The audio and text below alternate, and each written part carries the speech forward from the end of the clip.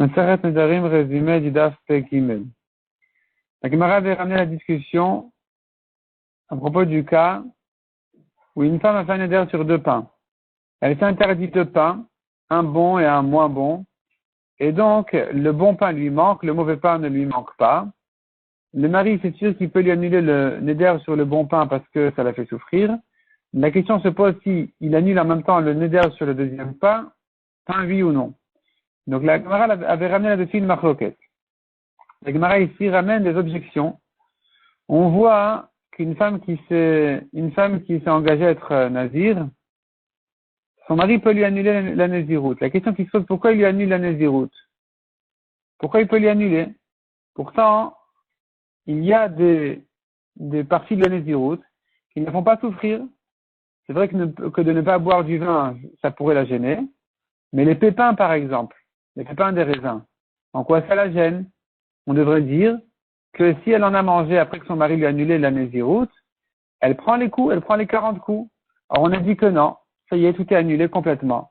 C'est la preuve que quand il annule tout en même temps. Non seulement ce qui la gêne, mais même ce qui ne la gêne pas.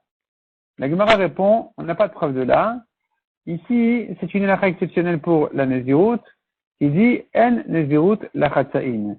Il n'y a pas un demi-nazir. Soit elle est nazir, soit elle n'est pas nazir. Il n'y a pas elle est nazir pour les pépins, elle n'est pas nazir pour le vin, ça n'existe pas. Puisque le mari a annulé, donc elle n'est pas nazir, donc elle a le droit à tout. La Gemara ajoute, non seulement en ce qui concerne la chod du nazir, mais même pour les korbanot du nazir, un nazir qui a coupé sa naziroute au milieu, il a commencé quelques jours et puis à un moment donné, il a dû couper sa naziroute, il n'amène pas encore les korbanot. Les korbanot, on ne les amène que quand on a complété toute la naziroute. La Gemara s'attarde un petit peu sur ce point-là. Est-ce qu'on amène des korbanot et lesquels on amène si on n'a pas terminé la naziroute? Mais de manière générale, les korbanot, on ne les amène que si on a terminé toute la naziroute. Sauf une exception, c'est un nazir tamé qui doit amener le khatat ha'of, l'oiseau de khatat, parce que c'est un korban qui se fait plus facilement. Donc on le fait, mais sinon, on n'amène pas de korbanot au milieu. La Gemara continue à objecter. Donc toujours sur nazir, une femme qui a dit qu'elle est nazir, elle s'est rendue tméa, elle s'est rendue impure, et ensuite son mari lui a annulé la naziroute. Eh bien, à nouveau, elle n'amène pas les korbanot de nazir tamé. Et la question qui se pose, mais pourquoi il lui annule l'interdiction du nazir de se rendre tamé? Pourtant, ça ne la fait pas souffrir de ne pas se rendre tamé. Donc, ça ne fait pas partie des nedarim que le mari peut annuler. C'est vrai que, en ce qui concerne le vin, il annule. C'est vrai que les pépins, ça va en même temps que le vin parce que on a dit il n'y a pas un demi-nazir. Mais en ce qui concerne la toumas, la Gemara comprend que c'est indépendant du vin. C'est une autre catégorie dans la naziroute. Et que oui, on pourrait distinguer de même qu'on a vu par exemple sur Shimshon. Il était nazir, il ne buvait pas de vin, mais il se rendait tamé pour les morts. Donc ici aussi, on devrait dire dans l'autre sens, il lui a annulé, donc ça lui permet le vin, mais elle reste interdite à la touma. Pourquoi tu dis que tout est annulé en même temps? Ça serait la preuve que quand il annule le neder du pain qui la gêne, il annule en même temps le deuxième pain aussi. La Gemara dit non. Une femme souffre de ça aussi. Du fait qu'elle ne peut pas se rendre tamée pour un mort, eh bien, ça la met à l'écart de la société, c'est mal vu, les gens vont lui rendre ce qu'elle a fait, c'est-à-dire, si elle participe au deuil des autres, les gens vont ils vont se mettre en deuil pour elle, mais si elle se met de côté, alors quand elle va mourir, les gens ne vont pas respecter son enterrement.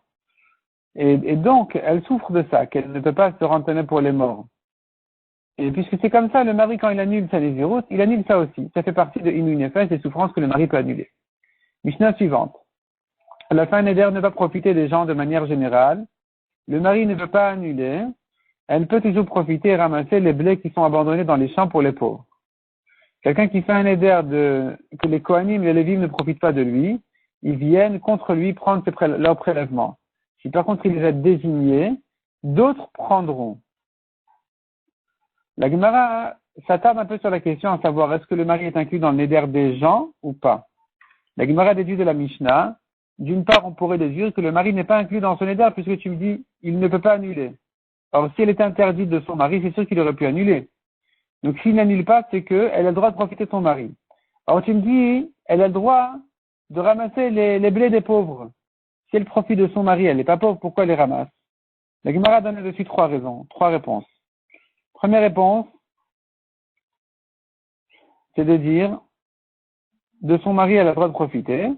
Simplement, la Mishnah dit, même si son mari il est pauvre, elle peut ramasser les blés des pauvres. Deuxième réponse, elle n'a pas le droit de profiter de son mari. Et la Mishnah vient dire, pour quelle raison donc il ne peut pas annuler le neder, puisqu'elle n'a pas le droit de profiter de lui, comment elle va se nourrir? Réponse, elle va se nourrir du blé qui est abandonné dans les champs aux pauvres. Troisième réponse, elle a le droit de profiter de son mari, il n'est pas inclus dans les gens qui sont interdits. Simplement, notre Mishnah vient dire qu'il y a quand même un cas où elle va se rendre dans les champs pour chercher du blé avec les pauvres. C'est le cas où elle va se divorcer après que le mari, donc une fois que le mari l'a divorcée. Dans ce cas-là, elle doit craindre son éder, où elle n'a plus le droit de profiter ni des gens de manière générale, ni même de son ex-mari.